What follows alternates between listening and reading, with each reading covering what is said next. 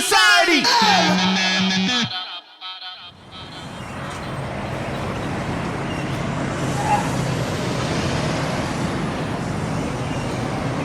What we working on right now? We got the hood, one of the springs came out, so it's bouncing. I don't want to lose it, so you got it tight. You ready for this trip? I'm already on a trip. Yeah. My name's Tracy Cook. I'm 31. I'm from Atlanta, Georgia. This is my first time in recovery and learning what recovery is and what 12 steps are and the tools to be able to get in life to not go back to alcoholism or hurt people around me. Trying to strap this down. Got a long ways ahead of us. Getting it all situated. Let me get to it. That's that black.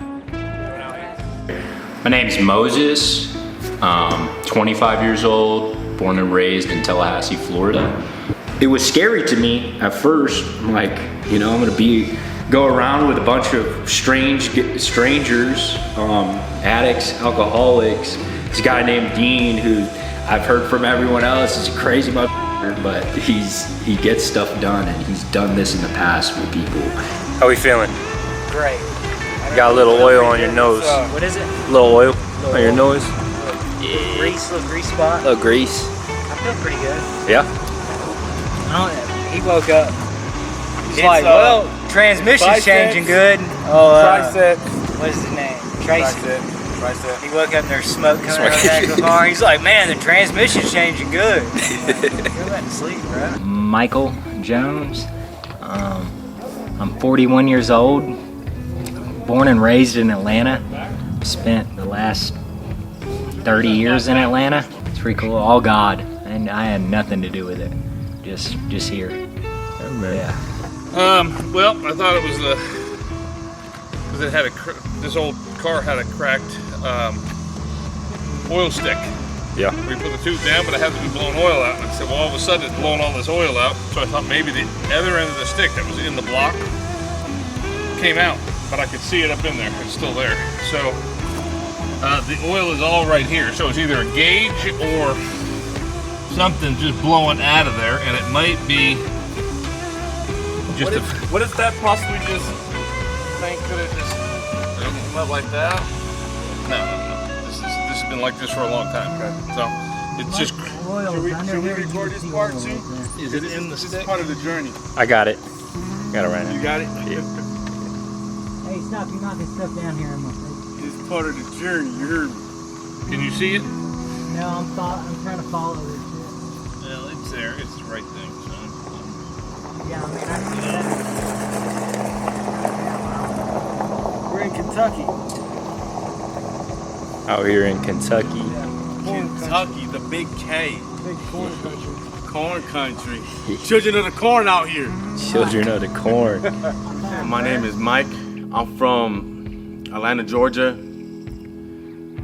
Canton, to be specific, Marietta, Cobb, that area. I've been in recovery starting since 2018. The ground is heavier. The rocks are heavier. You wait. No, we're digging holes manually. We will be digging holes, placing poles, and we're building a fence around. I got this 1952 kind of. Oh, so we're doing some even Steven stuff. Holes. Yeah, like holes. Even Steven. I remember holes. Even Steven. Yeah, but that's a separate thing. You talk Shia LaBeouf. We're doing some Shia LaBeouf. Yeah. And hammer drills. We got to imagine a giant cement dome, and we cut doorways in it. And it's that thick. It's 18 inches thick at some point. And it's round. We rent the concrete so it'll blow through. But Oh, yeah, I know how you blow that. I got a big jackhammer. I'm Dean, and back in Montana for the summer of 24 with a new crew of 5 unique individuals looking to better their lives and change the way they believe. That's my pops on the phone right now. He calling me from the DR. Stop playing. The DR. Checking in on me and oh. Nah, yeah, look, check this out. Look at this car.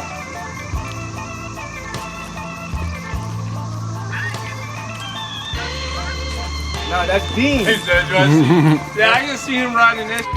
That's the producer's car. And I'm not here just for myself, you know. I'm here to be a part of, you know, the bigger picture. Like, I can't grow without other people. I can't do it by myself. It's the people in recovery that help me grow, and together we grow. Wait a minute, that's a national park. Yeah. Yeah, That's a national park. Don't take the cat. I'm about to send a picture to my dog. Oh my God, you're gonna be there's some Straight there's some dumpster hot diving. girls. Puffs. I don't eat cereal. I got you some Cheez-Its there. Come on. I will give you $1 Mother if load. you eat some dumpster Cheez-Its.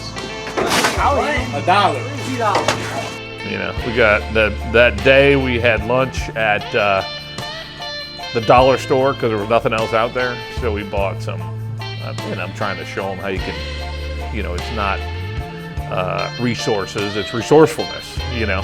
So we spent like $10 and got bread, mayo, and turkey or something, and made sandwiches on the side of this U-Haul trailer. And one of them started picking stuff out of the dumpster, and they had just cleaned a bunch of stuff out of the dollar store and thrown it in the dumpster, which is out in the middle of nowhere. So these guys grabbed all the boxes of candy and flashlights and all kinds of crazy stuff. It's not bad. A little old. Okay, let me buy. We're buying DJ's dumpster. Rice Krispies, sunflower seeds. What the? There's Vagisil. Dude, we're back here. Oh my God. This guy's gonna be like no cameras in the dumpster. Yeah, no cameras. I gotta get the seeds, bro. Those don't ever go bad.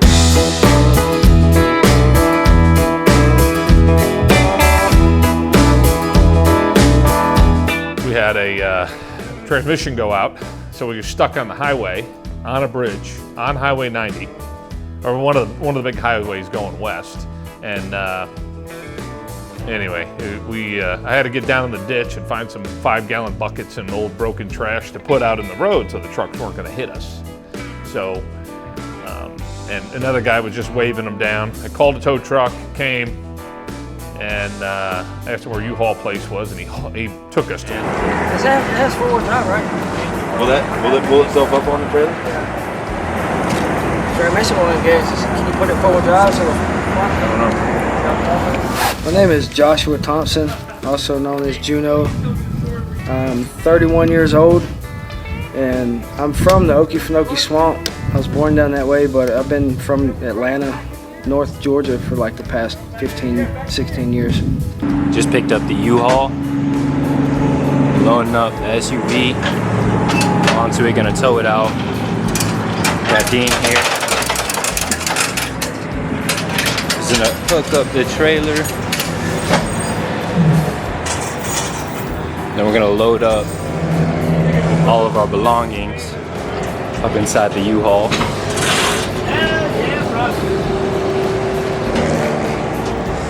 How we feeling, Mike? Feeling good, positive. You know what I mean? That's what's up. It's a great journey.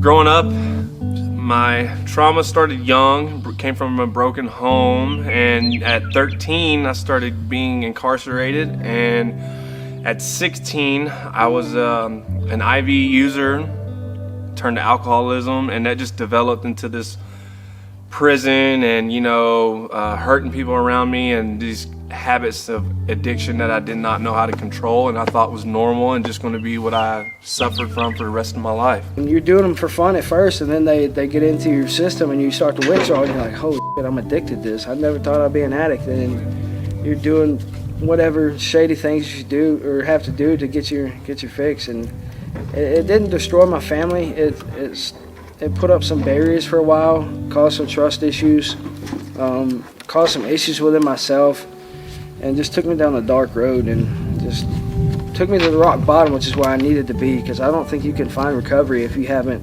lost yourself, lost everything, just have nothing else to get, nothing else to lose, and everything to gain. I've got 5 kids. I've buried 2 of my sons. I've got 3 little girls. that I have no relationship with. I've got a 17-year-old that is mad that I came to Montana. Just in all areas, everything I've ever known is gone. Spiritually, financially, morally. A lot of time gone. Spent a lot of time in jails and institutions. I've spent the past 10 years either working for or living in a sober living facility, which, you know, it starts becoming normal, and it's just not normal. You know, normal people don't live in places like that, but it's become just so normalized to me. But it's just taken everything I've got. My addiction, I didn't know, you know, to be honest with you, like, it's sounds like a paradox, really, but it's probably the best thing that ever happened to me, because without my past, I would have never met such a beautiful family in my recovery, my circle. And because of what I went through and what I've been going through, I've met some outstanding individuals, and it has changed my life to see life at a grander scale. I think most of my drug use stemmed from anxiety growing up in a place where I just didn't feel welcome. There's a lot of people that weren't of my skin tone and of my race, so it always felt like I was an outside looking in. So I think a lot of those insecurities and depression, anxiety, and feeling left out kind of fed into my use of drugs and alcohol. Prayer isn't asking for things anymore. It's asking to see straight, to know which way to aim my strength. You guys made it. Congratulations. Made it. That long drive. Beautiful. All right, let's do a trip around here. The shortest round. Yeah. 2 bedrooms there that the 2 old timers are getting. But this is where we'll have most of the meetings and stuff. So this is, you know. And then you can hit those switches over there.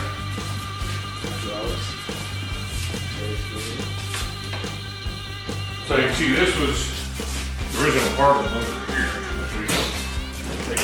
This was in the first video. Yeah. Yeah. It is That's my office. It's a little temporary stuff here. Yeah, so this was underneath, and that's where we'll be working, is on those rooms back there. So, but yeah, that's a big. That's the tank. No, the one we found was out on the other side. So, and you can see This is that. awesome. But yeah. Crazy. It's big, isn't it? Yeah. It's cool. So outside we built this deck last year, and it looked out, but right there is that giant mountain. And then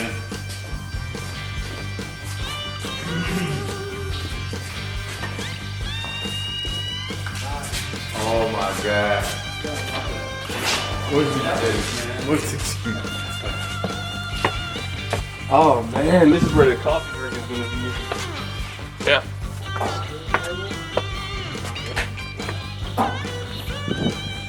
So we did over the last couple of years, we put up all these walls, we've done all these gravel driveways. We're going to be working, putting a wall up over there. We're going to be finishing that thing.